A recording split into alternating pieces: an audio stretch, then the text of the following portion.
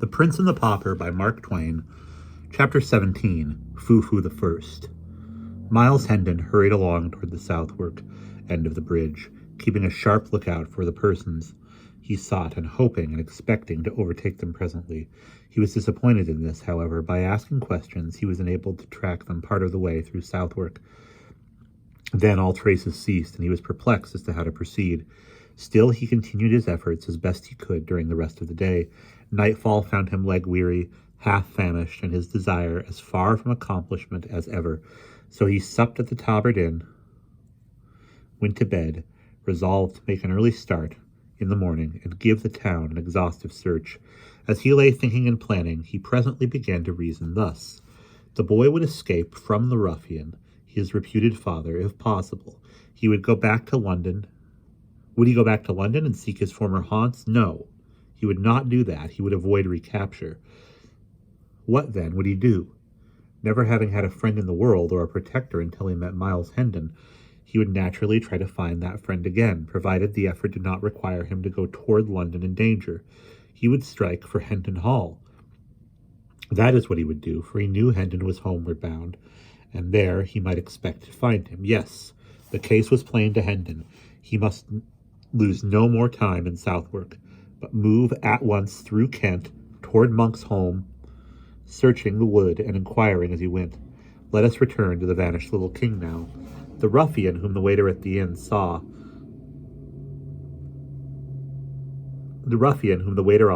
at the inn on the bridge saw about to join the youth and the king, did not exactly join them, but fell in close behind them and followed their steps.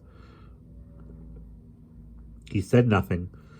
His left arm was in a sling, and he wore a large green patch over his left eye. He limped slightly, and used an oaken staff as support.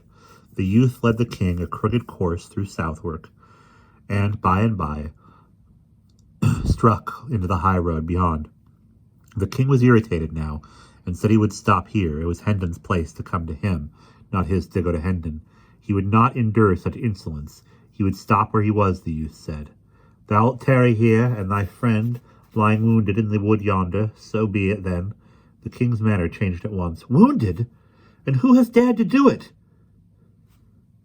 But that is apart. Lead on, lead on. Faster, sirrah. Art shod with lead? Wounded is he. Now, though the doer of it be a duke's son, he shall rue it. It was some distance to the wood, but the space was speedily traversed. The youth looked about him, discovered a bough sticking in the ground with a small bit of rag tied to it, then led the way into the forest, watching for similar boughs and finding them at intervals. They were evidently guides to the point he was aiming at. By and by, an open place was reached, where were the charred remains of a farmhouse, and near them a barn, which was falling to ruin and decay. There was no sign of life anywhere, and utter silence prevailed. The youth entered the barn, the king following eagerly upon his heels. No one, then? The king shot a surprised and suspicious glance at the youth and asked, Where is he? A mocking laugh was his answer. The king was in a rage in a moment. He seized a billet of wood, and was in the act of charging upon the youth, when another mocking laugh fell upon his ear. It was from the lame ruffian who had followed at a distance. The king turned, and said angrily, Who art thou? What is thy business here? Leave thy foolery, said the man, and quiet thyself. My disguise is none so good that thou canst pretend thou knowest not thy father through it. Thou art not my father. I know thee not. I am the king. If thou hast hid my servant, find him for me. Or thou shalt sup sorrow for what thou hast done, John Canty replied in a stern and measured voice. It is plain thou art mad. I am loath to punish thee, but if thou provoke me, I must. Thy prattling doth no harm here, where there are no ears that need to mind thy follies. Yet it is well to practise thy tongue to weary speech, that it may do no hurt when our quarters change. And I have done a murder, and may not tarry at home. Neither shalt thou, seeing I need thy service. My name is changed for wise reasons. It is Hobbs, John Hobbs. Thine is Jack. Change thy memory accordingly. Now then speak. Where is thy mother? Where are thy sisters? They came not to the place appointed. Knowest thou whither they went? The king answered sullenly, Trouble me not with these riddles. My mother is dead, my sisters are in the palace. The youth nearby burst into a derisive laugh, and the king would have assaulted him, but Canty, or Hobbs, as he now called himself, prevented him and said, Peace, Hugo, vex him not, his mind is astray, and thy ways fret him. Sit thee down, Jack, and quiet thyself. Thou shalt have a morsel to eat soon. Hobbs and Hugo fell into talking together in low voices, and the king removed himself as far as he could from their disagreeable company. He withdrew into the twilight of the farther end of the barn, where he found the earthen floor bedded a foot deep with straw. He lay down here, drew straw over himself in lieu of blankets, and was soon absorbed in thinking. He had many griefs, but the minor ones were swept almost into forgetfulness by the supreme one, the loss of his father. To the rest of the world, the name of Henry VIII brought a shiver, and suggested an ogre whose nostrils breathed destruction, and whose hand dealt scourgings and death. But to this boy, the name brought only sensations of pleasure. The figure it invoked wore a countenance that was all gentleness and affection. He called to mind a long succession of loving passages between his father and himself, and dwelt fondly upon them, his unstinted tears attesting how deep and real was the grief that possessed his heart. As the afternoon washed away, the lad, wearied with his troubles, sank gradually into a tranquil and healing slumber. After a considerable time, he would not tell how long, his senses struggled to a half-consciousness, and as he lay with closed eyes, vaguely wondering where he was and what had been happening, he noted a murmurous sound, the sullen beating of rain upon the roof. A snug sense of comfort stole over him, which was rudely broken the next moment by a chorus of piping cackles and coarse laughter. It startled him disagreeably, and he unmuffled his head to see whence the interruption proceeded. A grim and unsightly picture met his eye. A bright fire was burning in the middle of the floor, at the other end of the barn and around it, and lit weirdly up by the red glare, lolled and sprawled the motliest company of tattered gutter scum and ruffians of both sexes he had ever read or dreamed of. There were huge, stalwart men, brown with exposure, long-haired and clothed in fantastic rags. There were middle-sized youths, of truculent countenance, and similarly clad. There were blind mendicants with patched or bandaged eyes, crippled ones with wooden legs and crutches, diseased ones with running sores peeping from ineffectual wrappings.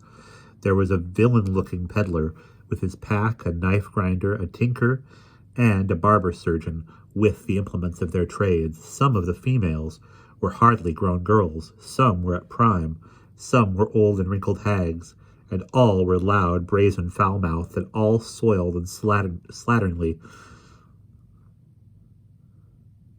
There were 3 sore-faced babies. There were a couple of starving curs, with strings about their necks, whose office was to lead the blind. The night was come. The gang had just finished feasting. An orgy was beginning. The can of liquor was passing from mouth to mouth. A genteel cry broke forth. A song from the Bat and Dick and Dot and One Go. One of the blind men got up, made ready by casting aside the patches that sheltered his excellent eyes, and the pathetic placard which recited the cause of his calamity. Dot and Go One disencumbered himself of his timber leg and took his place upon sound and healthy limbs beside his fellow rascal. Then they roared out a rollicking ditty, and were reinforced by a whole crew at the end of each stanza on a rousing chorus. By the time the last stanza was reached, the half-drunken enthusiasm had risen to such a pitch that everybody joined in and sang it clear through from the beginning, producing a volume of villainous sound that made the rafters quake. These were the inspiring words. Being dark men's then, bows Morton ken, the bean coves being the last, on chates to trine by Rome coves dine, for his long live at last. Being out, being morts and tore, being out of the Rome vile been, and to the cove that cloyed your duds upon the shades to train. Conversation followed, not in the thieves' dialect of the song, for that was only used in talk when unfriendly ears might be listening.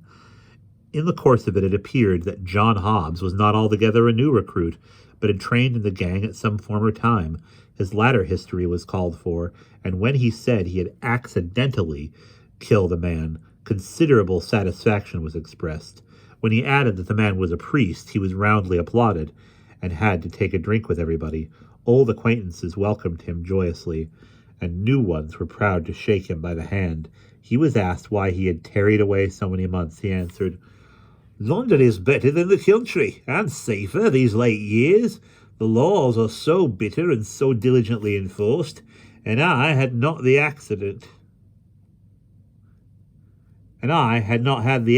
I stayed there, and I had resolved to stay and never more venture countrywards. But the accident has ended that." He inquired how many persons.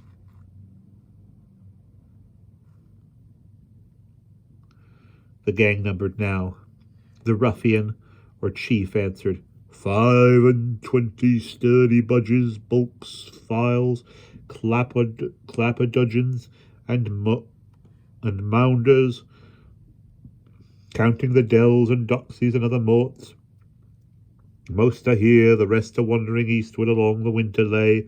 We follow at dawn. I do not see the Wen among the honest folk about me. Where may he be? Poor lad, his diet is brimstone now, and over hot for a delicate taste. He was killed in a brawl, somewhere about midsummer. I sorrow to hear that. Wynne was a capable man, and brave. That he was truly. Black Bess, the dell is of us yet, but absent on the eastward tramp. A fine lass, a nice ways, orderly conduct, none ever seeing her drunk, about 4 days in the 7. She was ever strict, I remember it well. A goodly wench, and worthy of all commendation. Her mother was more free and less particular, a troublesome and ugly-tempered beldam, but furnished with a wit above the common. We lost her through it. Her gift of palmistry and other sorts of fortune-telling begot for her at last a witch's name and fame. The law roasted her to death at a slow fire. It did touch me to a sort of tenderness to see the gallant way she met her lot,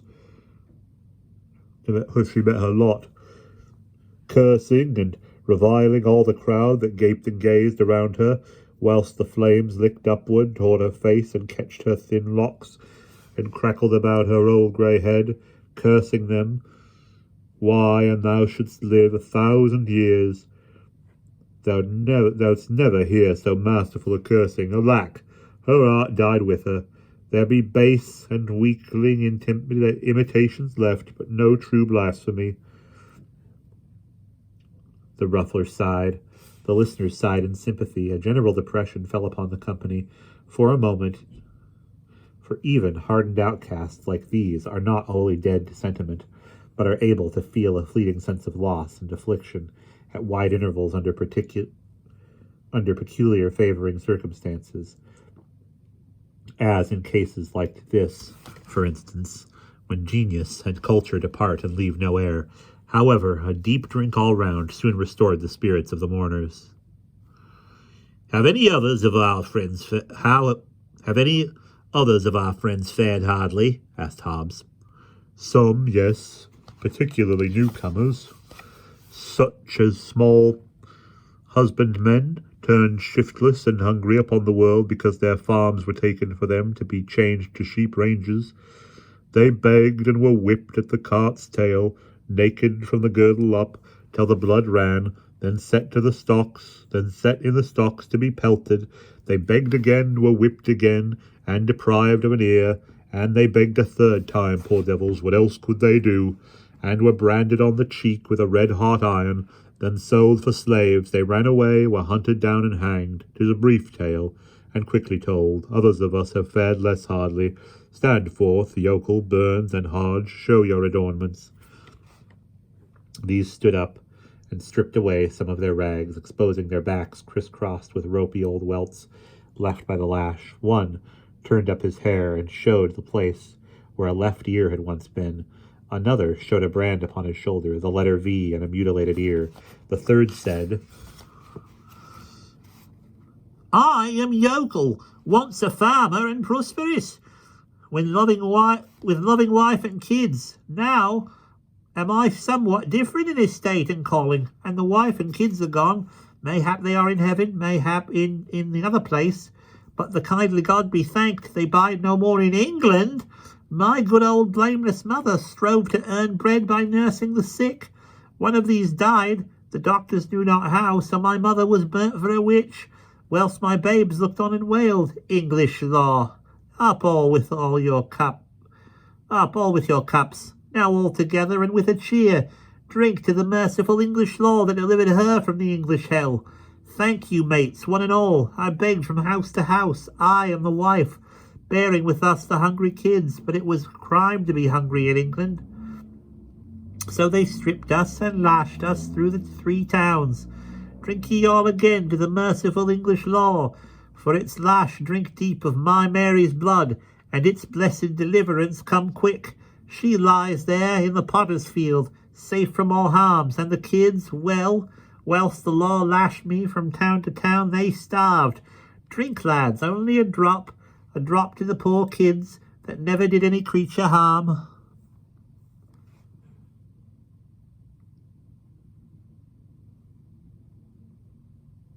I begged again, begged for a crust, and got the stocks, and lost an ear. See, here bides the stump. I begged again, and here is the stump of the other to keep me minded of it. And still I begged again, and was sold for a slave. Here on my cheek under this stain, if I washed it off, ye might see the red S, the branding iron left there. A slave. Do you understand that word? An English slave. That is what he stands before. That is he that stands before you. I have run from my master, and when I am found, the heavy curse of heaven fall on the law and the land that has commanded it. I shall hang. A ringing voice came through the murky air.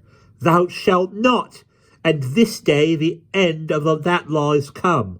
All turned and saw the fantastic figure of the little king approaching hurriedly, as he emerged into the light and was clearly revealed. A general explosion of inquiries broke out. Who is it? What is it? Who art thou, mannikin? The boy stood, unconfused in the midst of all these surprised and questioning eyes, and answered with princely dignity, I am Edward, King of England. A wild burst of laughter followed, partly of derision and partly of delight in the excellence of the joke. The king was stung. He said sharply, Ye mannerless vagrants! Is this your recognition of the royal boon I have promised? He said more with angry voice and excited gesture, but it was lost in a whirlwind of laughter and mocking exclamation. John Hobbs made several attempts to make himself heard above the din, and at last succeeded, saying, Mates, he is my son, a dreamer, a fool, and stark mad. Mind him not, he thinks he is the king. I am the king, said Edward, turning toward him, and thou shalt know it to thy cost in good time. Thou hast confessed a murder, thou shalt swing for it. Thou betray me, thou, and I get my hands upon thee. Tut, tut, said the burly ruffler, interposing in time to save the king and emphasizing this service by knocking Hobbs down with his fist. Hast respect for neither king nor rufflers? And thou insult my presence again. I'll hang thee up myself. Then he said to his majesty, Thou must make no threats against thy mates, lad, and thou must guard thy tongue from saying evil of them elsewhere. Be king, if it please thy mad humour, but be not hurtful in it. Sink the title thou hast uttered. 'Tis treason. We be bad men in some few trifling ways, but none among us is so base as to be traitor to his king. We be loving and loyal hearts in that regard. Note if I speak truth now all together. Long live Edward, King of England! Long live Edward, King of England! The response came with such a thundergust from the motley crew that the crazy building vibrated to the sound. The little king's face lighted with pleasure for an instant, and he slightly inclined his head and said with grave simplicity, "I thank you, my good people." This unexpected result threw the company into convulsions of merriment. When something like quiet was presently come again, the ruffler said firmly, but with accent of good nature, "Drop it, boy, 'tis not wise nor well. Humour thy fancy if thou must, but choose some other title." A tinker shrieked out a suggestion. "Foo-Foo the First, King of the Moon Calves!" The title took at once. Every throat responded, roaring, and a roaring shout went up. "Long live Foo-Foo the First, King of the Moon Calves!" followed by hootings, catcalls, and peals of laughter. "Hail him forth and crown him, robe him, sceptre him, throne him!" These and 20 other cries broke out at once, and almost before the poor little victim could draw a breath, he was crowned with a tin basin, robed in a tattered blanket, throned upon a barrel, and scepted with a tinker's soldering iron. Then all flung themselves upon their knees about him, and sent up a chorus of ironical wailings and mocking supplications, whilst they swabbed their eyes with their soiled and ragged sleeves and aprons. "Be gracious to us, O sweet king! Trample not upon thy beseeching worms, O noble majesty! Pity thy slaves, and comfort them with a royal kick! Cheer us and warm us with thy gracious rays, O flaming son of sovereignty! Sanctify the ground with the touch of thy foot, that we may eat the dirt and be ennobled. Deign to spit upon us, O sire, that our children's children may tell of thy princely condescension, and be proud and happy forever." But the humorous tinker made the hit of the evening and carried off the honors. Kneeling, he pretended to kiss the king's foot, and was indignantly spurred, whereupon he went about begging for a rag to paste over the place which his face which had been touched by the foot, saying it must be preserved from contact with the vulgar air, and that he should make his fortune by going on the highway and exposing it to view at a rate of 100 shillings a sight. He made himself so killingly funny that he was the envy and admiration of the whole mangy rabble. Tears of shame and indignation stood in the little monarch's eyes, and the thought in his heart was, "Had I offered them a deep wrong, they could not be more cruel, yet I have proffered not, but to do them a kindness, and it is thus they use me for it." And that is the end of chapter 17.